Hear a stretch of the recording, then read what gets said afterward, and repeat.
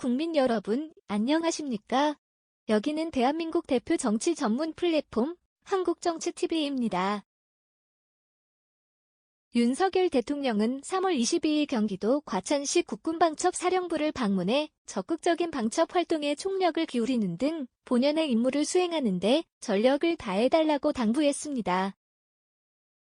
윤석열 대통령이 방첩사령부를 방문한 것은 취임 후 처음입니다. 이와 관련해서 대통령실은 현직 대통령이 방첩사령부를 방문한 것도 31년 만이라고 설명했습니다.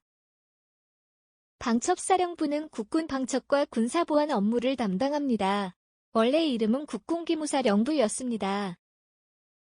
그러나 문재인 정부 때 기무사가 탄핵 국면에서 계엄을 검토했다는 주장이 나오면서 2018년 해체되고 안보지원사로 바뀌었습니다. 이 과정에서 인력도 30% 이상 감축되고 임무 범위도 제한되며 방첩 역량이 약화했다는 평가가 있었습니다. 윤석열 정부는 군의 보안, 방첩 기능을 강화해야 한다는 기조에 따라 지난해 11월 부대 이름을 방첩사령부로 바꾸고 인원, 조직 보강 논의를 시작했습니다.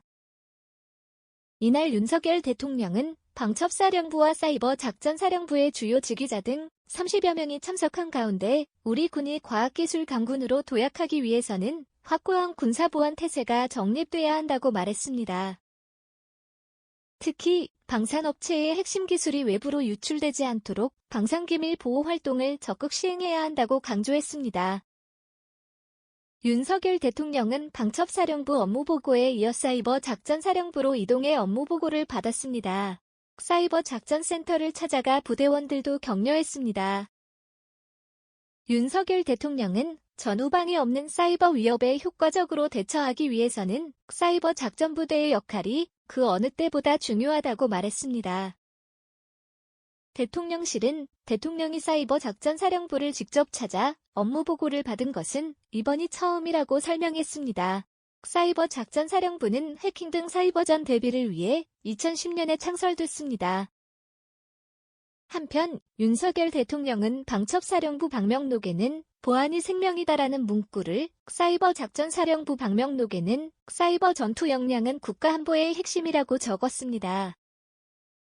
대통령실 관계자에 따르면 윤석열 대통령은 최근 참모들에게 일부 민주노총 간부의 국가보안법 위반 혐의 수사를 두고 나라의 간첩이 이렇게나 많나라고 말한 것으로 알려졌습니다. 윤석열 대통령은 북한이 민주노총의 반정부 투쟁을 선동하라는 지령을 내렸다는 일부 언론 보도 등을 언급하면서 이런 말을 했다고 합니다. 지금까지 대한민국 대표 정치 플랫폼 한국정치TV였습니다.